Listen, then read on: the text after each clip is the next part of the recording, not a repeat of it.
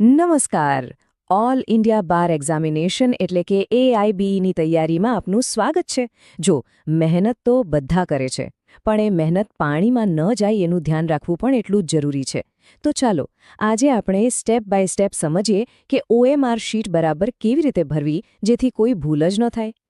અને આ સવાલનો જવાબ છે હા, બિલકુલ. એક નાનકડી ભૂલ પણ આખી મહેનત પર પાણી ફેરવી શકે છે, કારણ કે આ શીટ કોઈ માણસ નહીં પણ એક મશીન ચેક કરે છે, અને મશીનને ચોકસાઈ જોઈએ. તો ચાલો જોઈએ કે આ નાની નાની ભૂલોથી કેવી રીતે બચી શકાય. તો સૌથી પહેલાં શરૂઆત કરીએ પાયાની વાતથી, એટલે કે તમારી પર્સનલ ડિટેલ્સથી. સમજી લો કે આ તમારી આન્સર શીટનો પાયો છે, અને જો પાયો જ નબળો હશે તો આખી ઇમારત પડી જશે. એટલે અહીંયા ચોકસાઈ બહુ જ જરૂરી છે.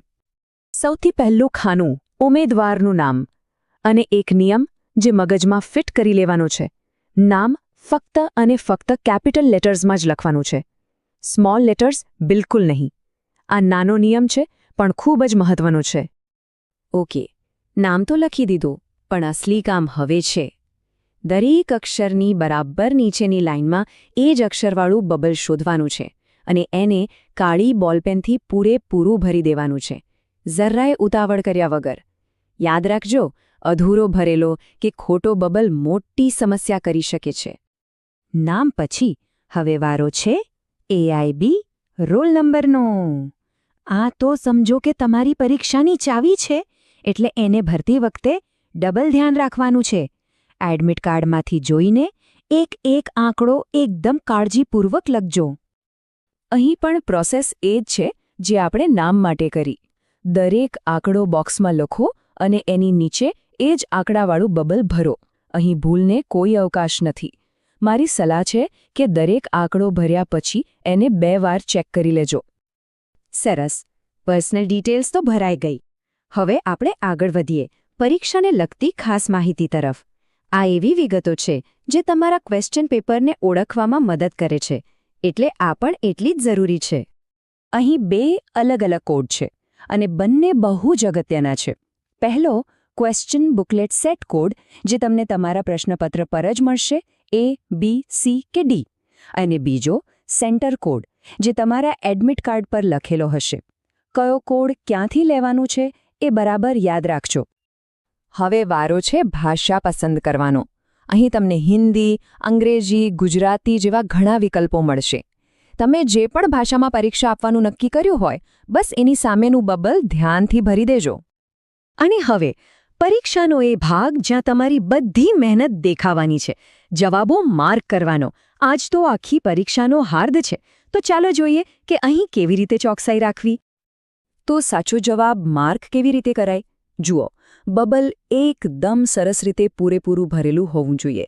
જરાય સફેદ જગ્યા ન દેખાવી જોઈએ, અને શાહી વર્તુળની બહાર પણ ન જવી જોઈએ. મશીન આને જ પરફેક્ટ માર્કિંગ ગણે છે. જવાબ આપવાની પ્રોસેસ બહુ સિમ્પલ છે. બસ આ 4 સ્ટેપ્સ ફોલો કરવાના છે.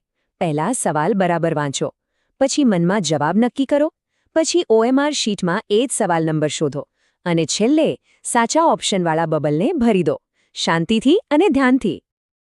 ઓકે, તો હવે આપણે લગભગ છેલ્લા સ્ટેજ પર છીએ, ઘોષણા અને સહી. આ સ્ટેપ તમારી શીટને કમ્પ્લીટ અને ઓફિશિયલ બનાવશે, અને તમારી હાજરીને પણ પાક્કી કરશે. અહીંયા બસ 2 જ કામ કરવાના છે. પહેલાં તો જે રીતે ઉપર લખ્યું હતું એ જ રીતે તમારું આખું નામ ફરીથી લખો, અને બીજું જે બોક્સ આપેલું છે તેમાં તમારી સહી કરો. ધ્યાન રાખજો કે સહી બોક્સની અંદર જ રહે. હવે એક બહુ જ કોમન ભૂલ છે જે ઘણા લોકો કરે છે, એના પર ખાસ ધ્યાન આપજો. તમારે ફક્ત અને ફક્ત ઉમેદવારની સહીવાળા બોક્સમાં જ સાઇન કરવાની છે. જે બીજું બોક્સ છે એ નિરીક્ષક એટલે કે ઇન્વિજિલેટર માટે છે. એને ભૂલથી પણ ભરતા નહીં. ચાલો, શીટ સબમિટ કરતા પહેલા એક ફાઇનલ ચેકલિસ્ટ પર નજર કરી લઈએ. ફક્ત બ્લેક બોલપેન જ વાપરવાની છે. બધા બબલ્સ બરાબર અને ઘાટા ભરવાના છે. રોલ નંબર અને સેટ કોડ 2 વાર ચેક કરી લેવાના. શીટ પર બીજે ક્યાંય કોઈ નિશાન નહીં કરવાનું. અને હા, તમારી સહી સાચા બોક્સમાં છે અને ઇન્વિજિલેટરે પણ સહી કરી દીધી છે. બસ આટલું પક્કું કરી લેજો. એક વાત હંમેશા યાદ રાખજો, આ શીટને ધ્યાનથી ભરવી એ માત્ર એક ફોર્માલિટી